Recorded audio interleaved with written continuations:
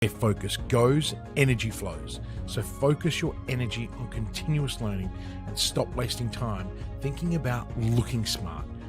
Build resistance, build vulnerability, build courageousness, and face adversity with a smile. Become comfortable with uncomfortable.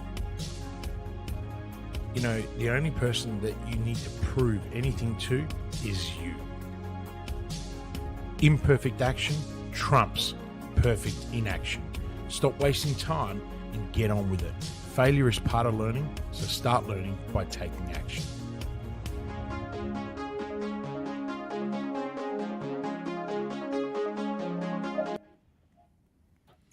Christian Lavolsi, it is Wednesday. We are here for the hot seat. How are you going today? I'm great. We've got two more sleeps until we are with our Evolve clients over in Adelaide, coming to your home ground.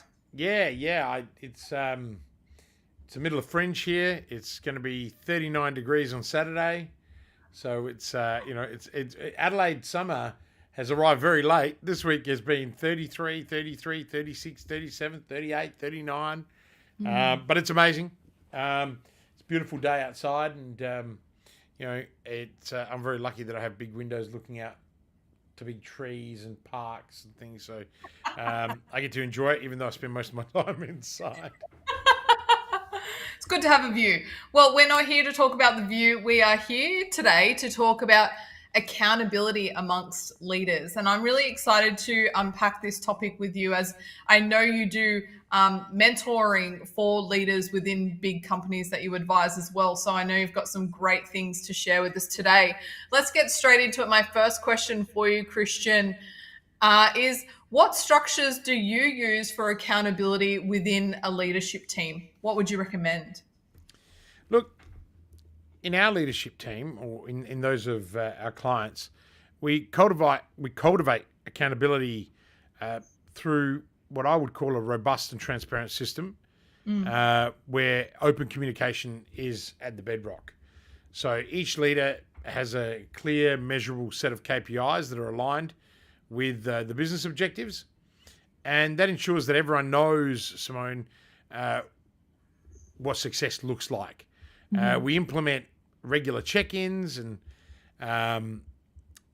not just a familiarity check-in, but a very dynamic, strategic sessions, right? Like even our huddles are very much like that, where we review progress, we confront challenges, and we celebrate wins, right? So this isn't about micromanaging, but it's actually about empowering each leader with the autonomy to drive their own area while upholding the commitments that they have to the team.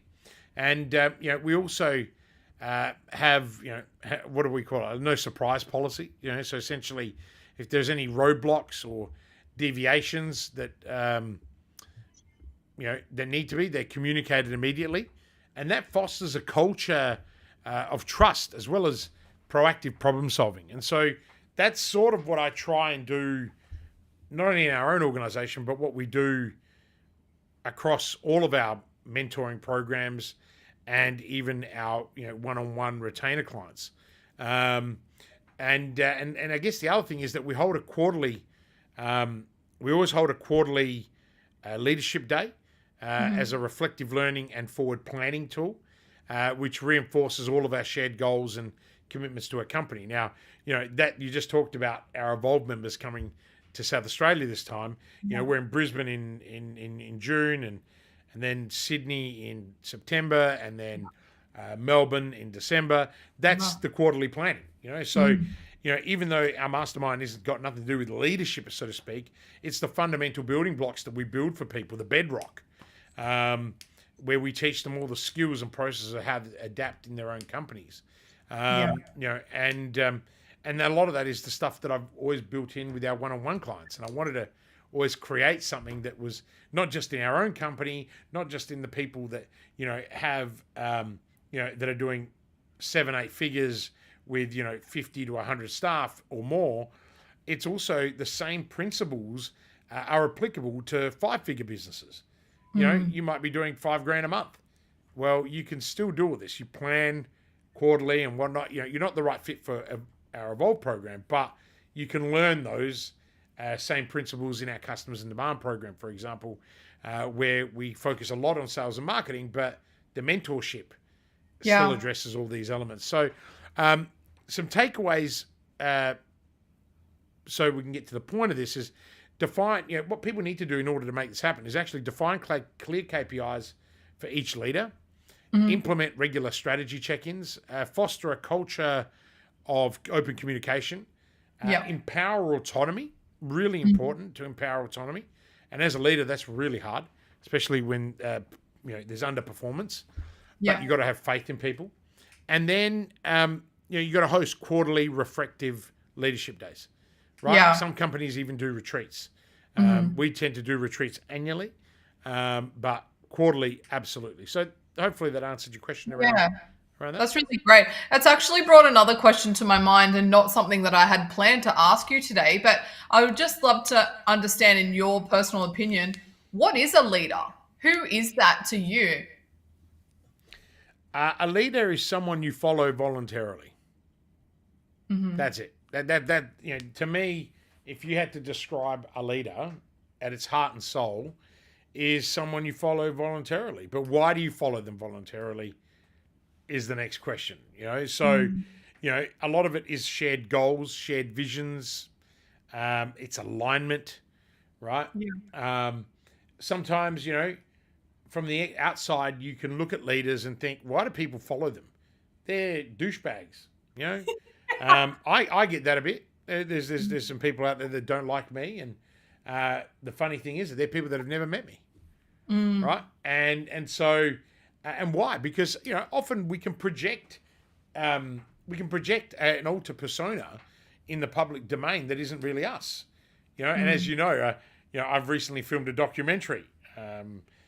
Self-servingly, I'm the star of the documentary. But it was actually a client of ours who runs a leader immersion program who, when she first met me, she judged me, and she's a psychologist, and she felt so bad that she judged me. And if it wasn't one of our other raving fan evangelist clients who said, no, you really need to go behind the curtain and have a look at what these guys teach. And when she did, she fell in love with what we do, but also realized that she made a serious error in judgment. But it wasn't, because it's the persona that I demonstrate in a public domain that will vary from time to time, depending on how I feel, whatnot. So she decided, Simi Wright, a big shout out to you, you're an amazing human being. She decided that, hey, Christian, I want to do a documentary, and it's got to be on you. I'm like, what are you talking about? And that's because I actually did her leader immersion program. And, I've done a lot of work in this space, and I still got some really valuable insights out of it. But what I learned was about this dark and bright side. And so she wanted to really demonstrate to people what that was. And so I had to be really vulnerable, and it was really hard. And it's probably the first time that people will see the mask. There's no mask. There was not even any makeup. It was terrible. I can't believe it. But they did a great job with the lighting. But it got people. I think it'll get people to see. I think Simi's titling it "Don't Judge a Book by Its Cover," cool. Which is quite fitting. But we had a really good 3 hours, 4 hours of filming. It was really cool. When is it coming out? When is it really? I don't know. I'm not in control of it. I'm not in control of the edits. We'll keep everyone in suspense on that one. Look, I haven't seen anything, so I don't know. There's an element of me being nervous, and there was it was a very candid conversation. So I don't know what will come out of it, but the journey itself was amazing, and I think back to the point is, so what really is a leader?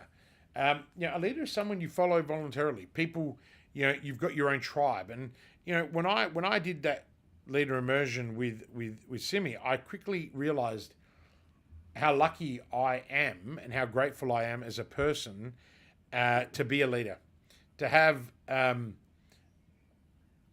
very large group of people that follow me down a rabbit hole, that trust and believe what I tell them. And so I have a significant responsibility to those people. And, you and I both know I take that very seriously, probably too much, and I care too much, but that's not going to change. But it develops this incredible loyalty and bond. And that's why we're all excited to be all together, because we haven't been together since December. Yeah. This is the longer part of there's almost like a 16-week break. Yeah, everyone's excited. Everyone is coming. That's like, normally there's always one or two people that can't make it. I mean, Holly's coming, and this is the first time since she's had the baby. And so, I mean, it's insane. So we've got, and I mean, I really miss the team. Even though we hang out, we're going to hang out after this call for our weekly jam. There's nothing better than bringing your people together under the same roof. Like, Zoom does not compare. And so for us, that bonding that happens for 2 or 3 days, it sets us up for the next 90. And that's what we were talking about before. So hopefully that answers your question. Yeah, it does. Thank you. I wanted to ask you as well, how often do you provide feedback to leaders? Now, whether that's inside of an organization or in like a peer context, how does that work in your opinion? Look, in my approach to leadership, Simone, I view feedback as continuous. And this is what I try and teach people. And some people don't like my feedback. My wife hates my feedback because it's continuous. It's nonstop, right? But it's actually an integral part of our growth. And it's also an integral part of our growth culture rather than a scheduled task. Does that make sense? Yeah. So to cultivate an environment of ongoing development, as well as adaptability, we like to engage in daily interactions, don't we? That offer opportunities for, immediate and more often than not constructive feedback. This regularly ensures that all feedback is timely and relevant, and fostering an atmosphere where learning and improvement is consistent. Right? Like, you couldn't make. The reality is we all learn differently, right? And we all interpret things differently, and we all have some form of ego as well. So it's managing all of how you actually deliver what you want to say. And then, we obviously have a no BS approach. So we do things a lot more directly in-house. And some people thrive off things like that, which, I'm one of those people. I don't want the fluff. I just want to be told the feedback so I can then continue to grow and learn. Other people you need to be more gentle with. Otherwise, they sort of, internalize things. Absolutely. And that's the hardest part when you are a no filter, no bullshit leader like me.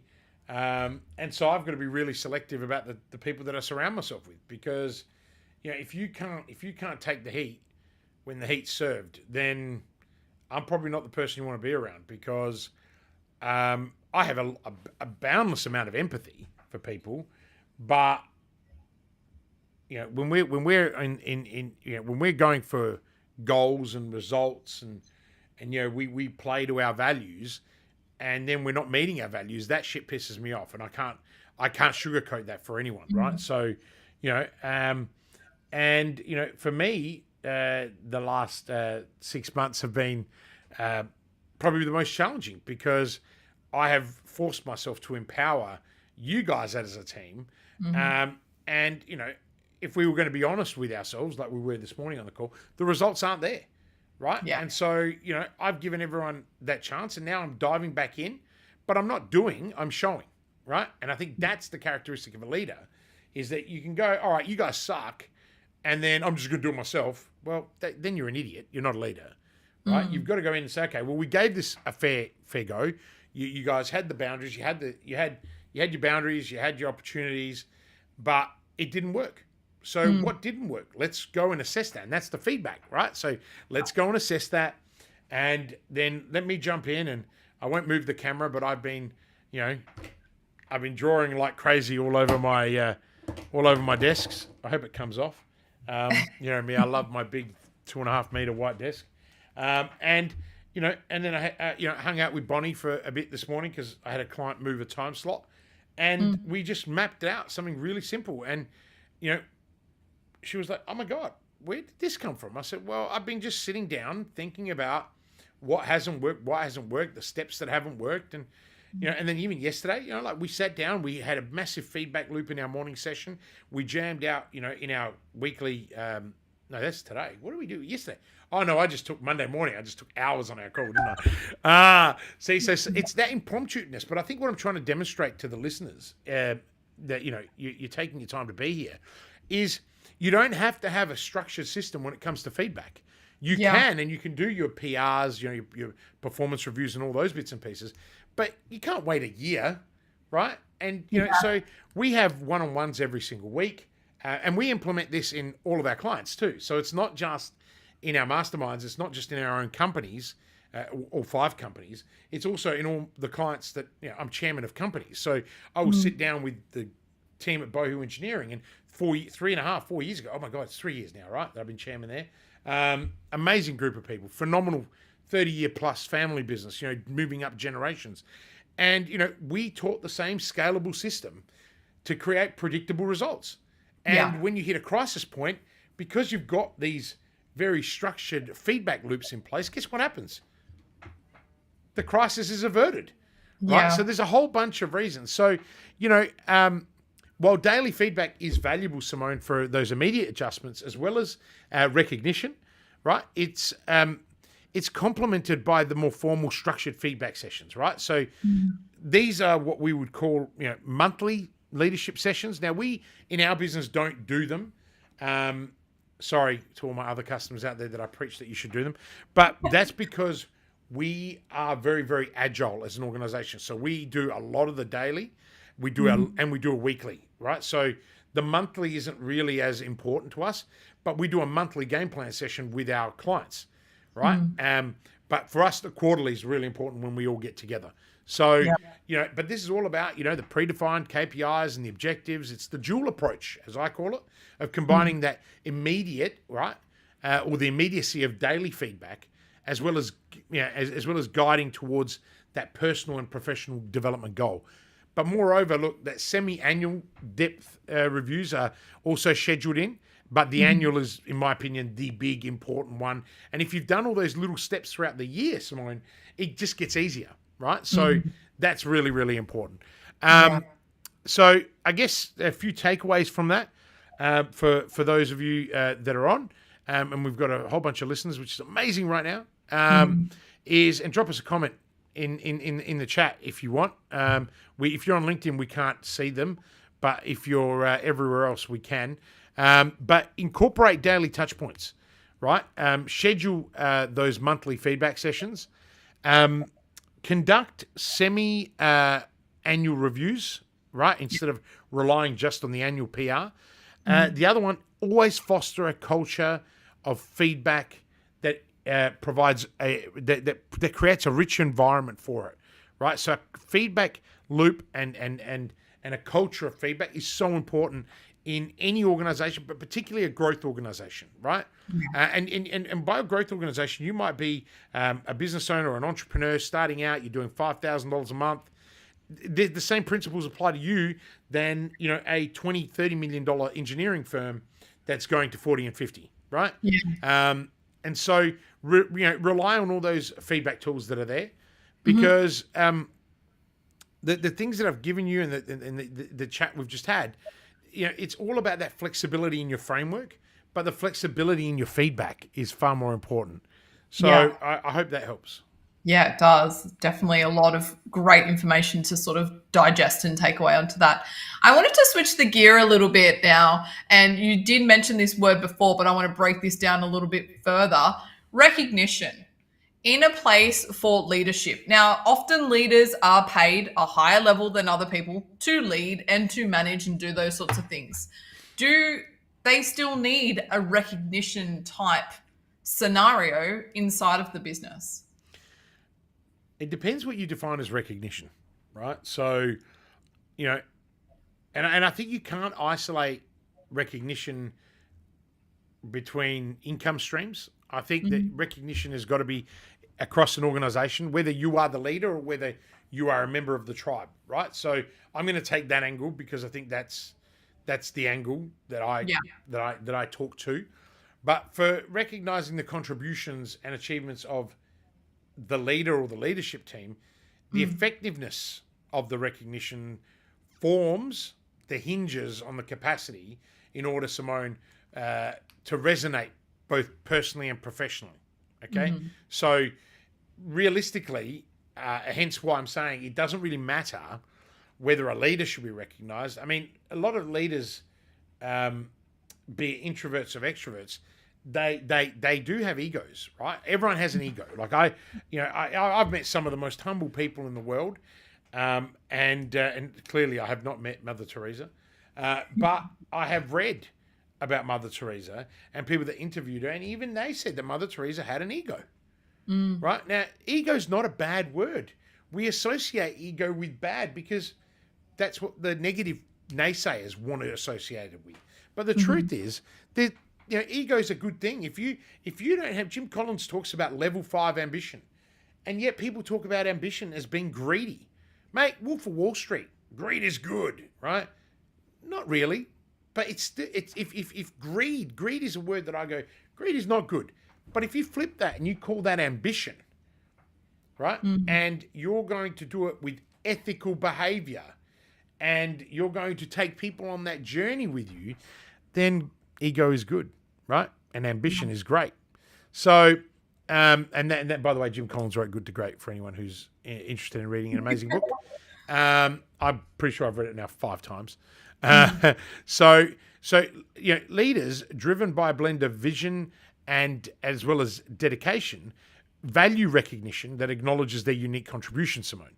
So personalized gestures such as a tailored note or a one-to-one commendation underscores the significance of an individual's efforts, but also creates alignment with the organizational goals. So, I was recently on a call to someone who was a former client of ours in the US just before this call, and I don't take compliments very well, as most people know. I get quite squirmish in the chair, and I said, "Look, stop giving me compliments.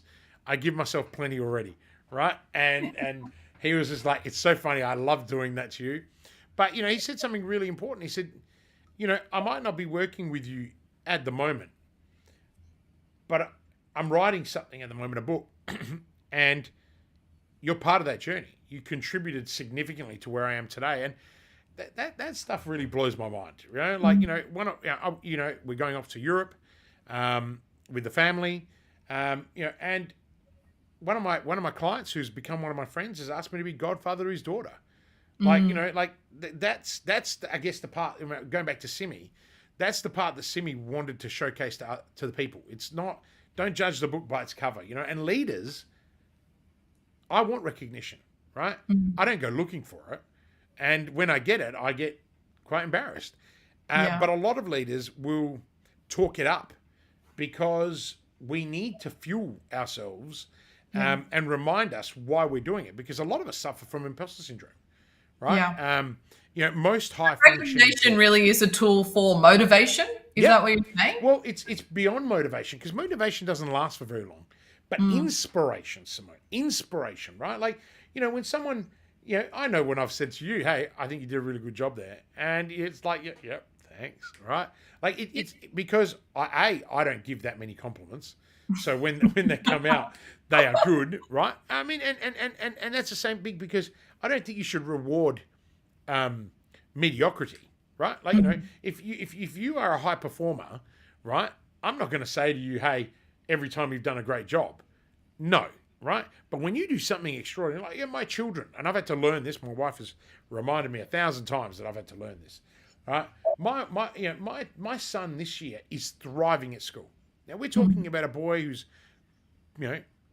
borderline ADHD, borderline dyslexic. The school's asked us to go and have, $2,000 worth of psychology testing just to verify. But Lucy and I both know where he's at. Mate, he's played piano for 2 years. We spent a fortune on lessons. He hated it, right? We even bought a piano, right? That was a great financial decision, right? Then we got rid of the piano. Now my daughter wants to learn piano. It's like, come on. But he then was given a cello to learn for a year, and never practiced. Did what he needed to do. Did well. This year he wanted a saxophone because he's playing in the big band. A kid last night was jamming like a rock star because he's found something he loves doing. And with Leo, he's a confidence player, right? Whether it's football, whether it's athletics, he doesn't have to be winning. He just needs to be a confidence player. And that's the point. That tells me that my son has leadership qualities in him. Because a lot of leaders are confidence players, right? But you got to grow out of that. You got to live in your own skin, right? Does that make sense? And so where someone would probably years ago have looked at someone like my son and gone, oh, no, he's a follower, not a leader, right? Because that's the mistake people made about me when I was a kid, right? You know, hey, you want to follow. Mate, I don't want to follow. And as soon as I got old enough and realized that I could be who I wanted to be in my own skin, I began to lead, became captain of teams, you know, like it was all of those things, became my own solo entrepreneur. Does that make sense? Then guess what? As a leader, you got to learn all these new skills.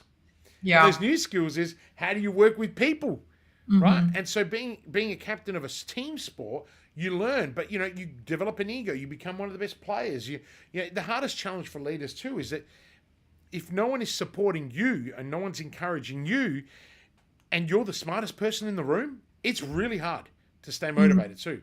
And so if you are the chairman of a company like I am, my job is to always lift the CEO, always lift the CEO. You know, ultimately I'm a cheerleader. Yes, my role is governance and risk mitigation and strategy, but essentially it comes down to being a cheerleader for the CEO who's normally riding solo. Because you cheerlead that CEO, guess what they'll do? They cheerlead their management team. And, you know, I often get asked this question. I can't believe I'm saying it. I often get asked this question in private. What makes you a good chair? And I actually say to them, I'm a great cheerleader to the CEO. Now, I also don't give out compliments. So the cheerleading is actually reflective of the work they do. Right? Yeah. Now, my role is also to recruit the CEO in most cases, right? With a selection of the board. So guess what? We're not recruiting rubbish, are we? Right? You know, it's so there's all of these elements. I mean, I could talk about this all day long, but I know this is the topic you love. look, I love it because I've had to spend so much time in it, and I would have to say I'm not the best leader, right? Like and anyway, Simi thinks it's hilarious when I say that. So does one of my professors from uni, Ruchi, who is a global leadership expert in behavioral psychology too, and workplace psychology. But you know, I'm fascinated by the topic because you know, you could be motivated and inspired by me, and I could be hated by others, right? Like, so you've got to also be quite selective in the tribe, in the people that you create as a leader, and this is why some organizations, when they bring in a new leader, a whole bunch of people leave. You know. And I see that a lot. And I'm okay with that. And I'm prepared with that. Again, that's experience, right? So, but back to the recognition, I think it's really important for all layers of recognition, wherever you might be, whether you're the leader or the board is looking to you, it's all about professional development opportunities. It's understand whether a person likes public or behind doors recognition. I'm not a huge fan of public recognition, but my alter ego loves it. Right, so like my own ego, you know, and when I was young, I won a lot of awards, big awards, and there's nothing better than having your name called out, your heart's pounding before it, your name gets called. By the way, losing sucks, right? But when you win, you get it's like all of a sudden there's a sense of humility when you win, even though your ego wants to win.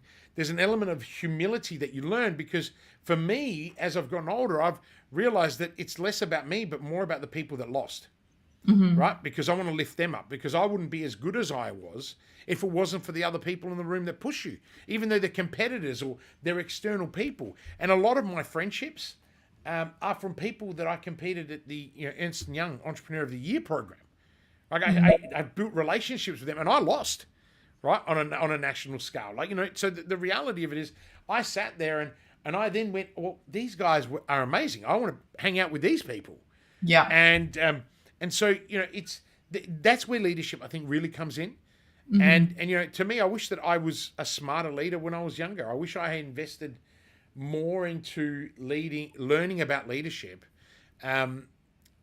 as a 25-year-old than now as a 46-year-old man. And I mean, also having children teaches you a lot about leadership. But the other thing, so back to this, so recognition, you can also have, really cool things like equity and profit sharing. I've tried that in the past. I don't find that it works as effectively as it needs to be. And certainly the reason is that people still get comfortable. If you give equity and profit sharing to the wrong people who don't have that ownership mentality, right? Even though they may be the best employee in the world, that cannot transpire. It doesn't transpire. It's like even when you bring on partners on an equity basis, like in the consultancy firms, that can be its challenges. But I think ultimately, if I wrap this up, because we've got to get onto the mastermind call, don't we? We've got to. I think everyone should look at implementing a leadership acknowledgement program, setting up a thing like a leader development fund. We've done that in the past. We've sent you guys to study and do other bits and pieces too. Not that any of you really enjoyed that. Establishing, excellence in leadership awards. Lift, one of my very proud clients, and Lauren's become a dear friend of mine. I spend a lot of time with Lauren. Lauren's the CEO and the founder of the most incredible day hospital that I think is in all of the world, servicing cancer patients with cancer and providing them with prescribed exercise medicine, which is revolutionary anywhere in the world. It's a very novel concept. I get the privilege of being chairman there and being the sounding board for one of the smartest women I know. And I know a lot of smart women because a lot of our clients are women. So you're all smart, just in case. I know most of you are going to watch this at some point. But I want to single her out because she's demonstrated true leadership, particularly in the last 4 months. And one of the things is she's put in a leader development program. We built it in there. And it's actually our core values. So a member of each team every 6 months is awarded a prize called the Mark Neely Award. Mark Neely is quite a well-known South Australian footballer who died of a brain tumour. He was one of our patients.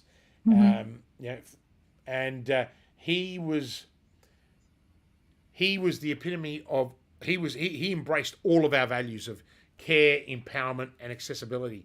And so we created this award. And then as we grew the business again, we said, wouldn't it be cool to now offer individual awards as little baby awards for people? And that to me is a brilliant program. But Lauren is a really good example of a CEO who spends most of her life lonely because she's so good at what she does. She works hard, and as the chairman, I spend a fair bit of time being her cheerleader. It's pretty easy to be her cheerleader. She's fantastic. So, but it's about being there for people. But the last few months, she's worked incredibly hard. And I think the reason why I'm talking about it is she's rung me twice while we've been on this call. And she's actually having some time at Writers Week, which she deserves. But I guess what I'm saying is leadership can come in different shapes and sizes. Yeah. It's like us humans. And, whether you're an introvert, whether you're an extrovert, it comes down to accountability and growth as an individual, but also for your team. And, for those of you listening, I think that's super important is to understand that leadership goes beyond the boundaries. And just if you're not a leader, doesn't mean you can't demonstrate leadership qualities. Simone, one thing I was going to say, man, my tan is looking good. You are going to look so white next to me when you arrive on tomorrow night. Tomorrow, I know. I'll have to get my fake tan out for sure. I was sitting here and I'm just like, wow. And I mean, because I've got all the lights are on. It's just I've just realised that after being in Noosa for a week and then being in the pool for the last 3 months, like I'm really getting dark. I got to try and keep this darkness. So when I fly over to Europe with the family and to see Jamie in Ireland, they're all going to be white. So it's like I'm going to be this like cool maroony colour. It actually has a very slimming effect on camera anyway, not in person. But look, I think that's a really cool topic, and thank you for asking those questions. And I know those questions come from people that frequent our content. And yeah, it's really cool to be able to share that information with people, and I hope that people got a really nice taste of leadership, accountability, and growth, and how it kind of works really neatly together. Absolutely. Thank you so much for your time and your insights, Christian. And I know personally, I really enjoy the fact that we don't just talk about this, we demonstrate it internally within our companies and also teaching that to our clients, which I think is really amazing. So, Christian Lavolsi, thank you very much for your time as always. This has been The Hot Seat. We'll be back next Wednesday, and I'll see you in person tomorrow afternoon. Love it. I'll see you then. Thanks, Simone. Working with Christian is a game changer. Hi, I'm Adrian Lee from GrowthLink Coaching and Consulting. I started working with Christian in August 2020 as his LinkedIn growth consultant. We worked together on his LinkedIn brand for about 12 months before becoming business partners in Growth Outsourced late 2021. Christian is a hidden genius. He helped me break through a significant financial target by restructuring my growth consulting online business offer. I don't know of any one person who can give you so much focus, clarity, and structure to live your purpose and get shit done. He holds you accountable to your words and gives you the tough love when you need it. I love his no BS approach to business and life. Everyone needs a Christian Lavolsi in their life. Do whatever you have to work with Christian. This is just the beginning for us, and I am super pumped to continue growing together. Thanks again, Christian.